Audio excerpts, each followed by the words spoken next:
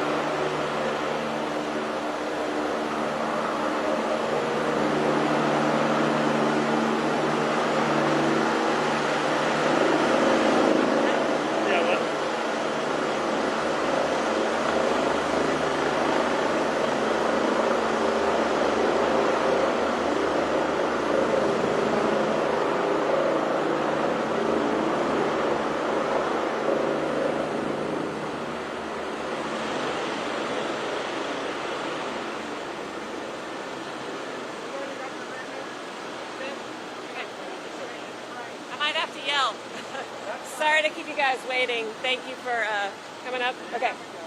Thanks for coming out.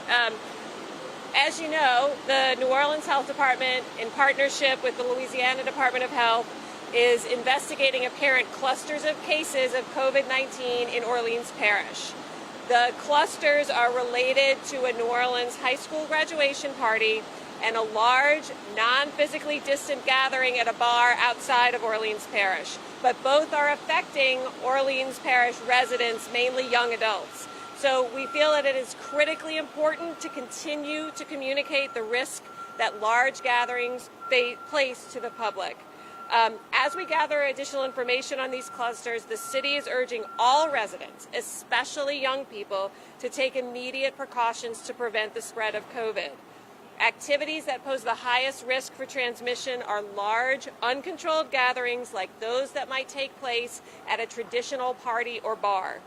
These activities can fuel a rapid rise in cases, hospitalizations, and deaths. That's why we have strict gathering size and capacity limitations for planned events in New Orleans and in the state.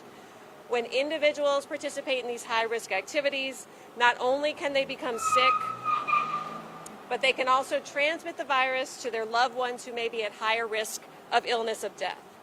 If you have taken part in a non-physically distant gathering without masks or proper precautions or distancing, the health department urges you to quarantine for 14 days and to get tested if you are concerned about exposure. As everybody knows, we have multiple testing locations all around the city. If you have tested positive for COVID-19, please isolate yourself, cooperate with contact tracers from the state when they call you. Provide them with full details about the people with whom you've been in close contact who may also be at risk of contracting the virus. Your actions can help prevent future deaths and new restrictions on activities.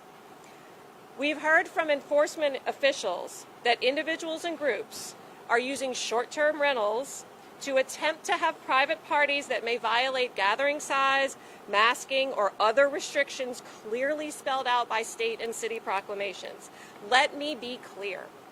Individuals who host such parties and owners that allow these rentals put themselves at risk not only of enforcement, but more importantly, of promoting the spread of a known deadly disease. Right now, our fatality rate of known cases of COVID is stubbornly stuck at 7%. That means that for all of the cases we know about, 7% have resulted in death. So if you are planning an uncontrolled gathering or a party for 100 people, look at that guest list and decide which 7 of them you would be comfortable sentencing to death.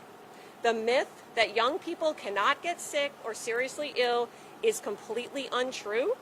More importantly, they can spread it to loved ones and contacts who are at much higher risk.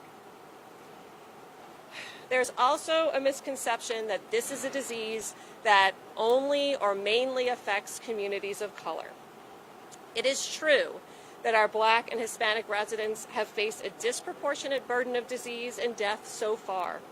and eliminating those inequities remains a main focus of the city and of the health department response. But if you are white and privileged, COVID is still coming for you. And to act irresponsibly because you think that you may be safe is unconscionable during a pandemic.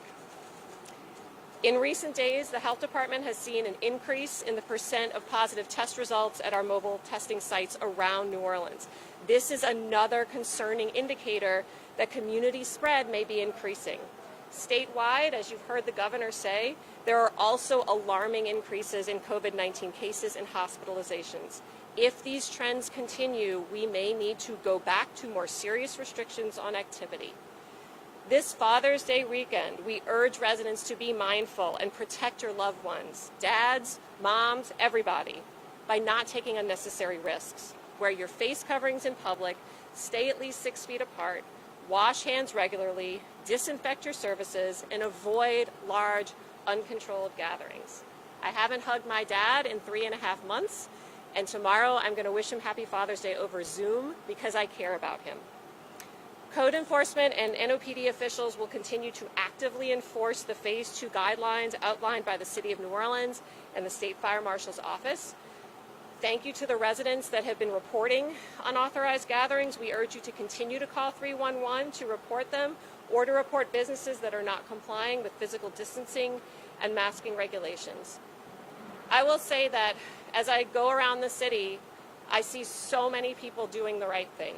The majority of our citizens have worked too hard for the past 3 months and continue to do the right thing. To go backwards due to a few bad actors. So please, New Orleans, let's take care of each other and let's act accordingly. As always, more information about COVID, Phase 2, how to prevent the spread is available at ready.nola.gov. I'm happy to answer any questions. So here's what we're going to do. We're going to go down the way, Fox 8, do a question and a follow-up, and then you question, follow-up, and then we'll go around from there. Go ahead, Fox 8. I believe it might have been projected that the second wave was possibly going to hit in the fall.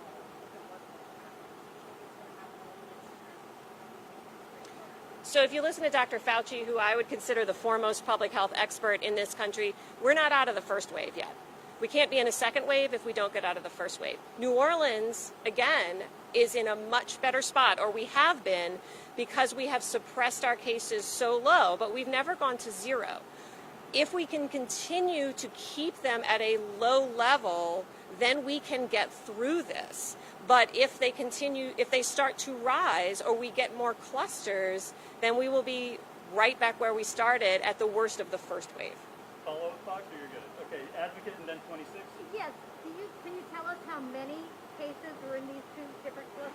So we're still investigating. Again, we're in the early stages, and we really need the cooperation of those who might have been at these gatherings to call the State Department of Health. That outreach has been made, and let us know if you were there. But we know from the Tigerland Bar cluster that there are at least 100 cases. Not all of them in the New Orleans region. I don't know how many.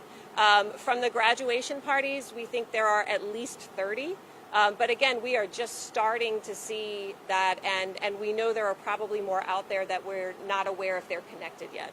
And as a follow-up, did you identify these clusters through contact tracing? So both.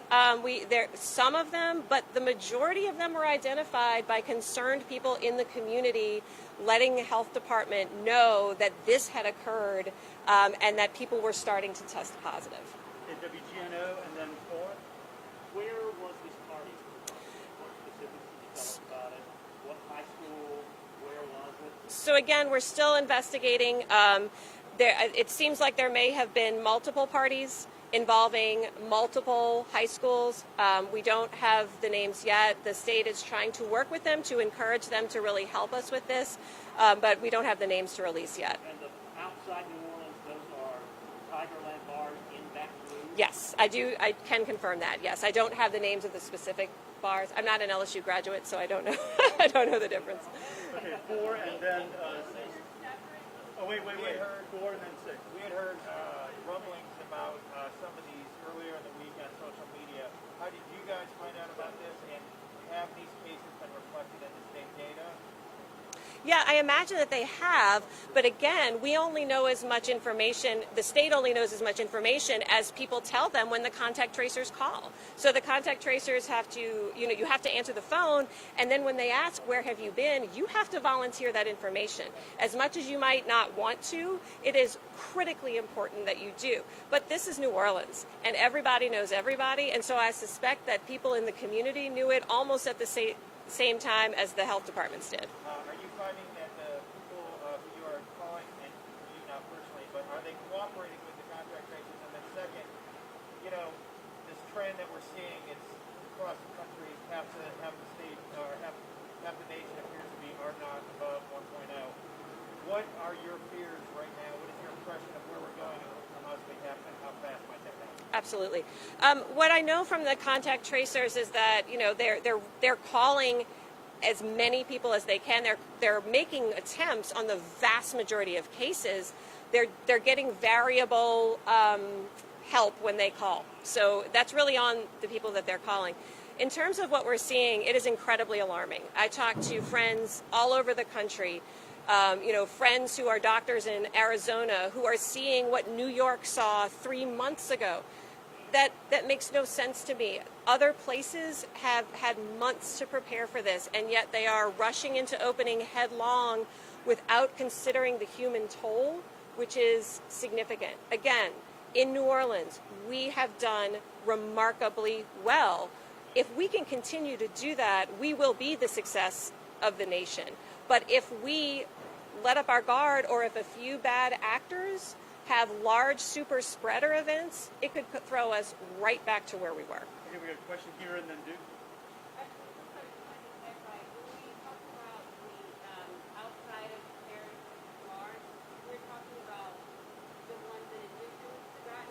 No, right now, the cluster that we know of from the bars was in Baton Rouge, the Tigerland, but it involved at least several individuals from the New Orleans region.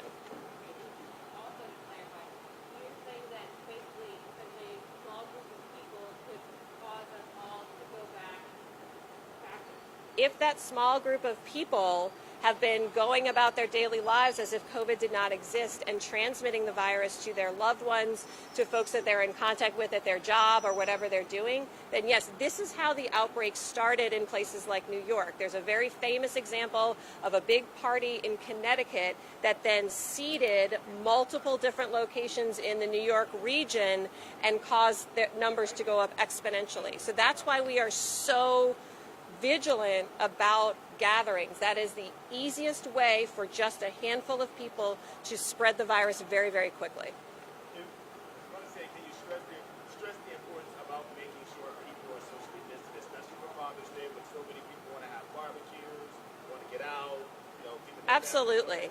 And I'll tell you, you can still have fun and be socially distant, right? If you are outdoors, that's safer than indoors. If you can be 6 feet apart when you're talking to your friends, that is much safer than being closer. If you're indoors, not wearing a mask, right on top of each other, that is incredibly unsafe. So we just have to find new ways to be together. I want to reiterate what the gathering rules are. In Orleans Parish, if you have a gathering, the limit is 100 people. Everyone must wear masks, and they must be physically distant. And according to the state fire marshal guidelines, you need to have one safety control personnel per 50 people. What do those people do? Those are people that are making sure that everybody's not congregating together. Those are the guidelines, and we all have to adhere to them. Anybody follow up? Yes. Advocate? You had mentioned rentals. Is there any evidence that these graduation parties took place at short-term rentals? I don't have that information yet. Any other? Okay, thank you guys. Stay safe. Thank you, Dr. Avegno. Okay. And apologies for the delay. I believe Dr. Avegno was dealing with a trauma case. I was. So we had to give it a half hour. Several, so I'm sorry about that. This is what I do on my weekends. Definitely more important. I really don't. Thank you. Dr. on TV and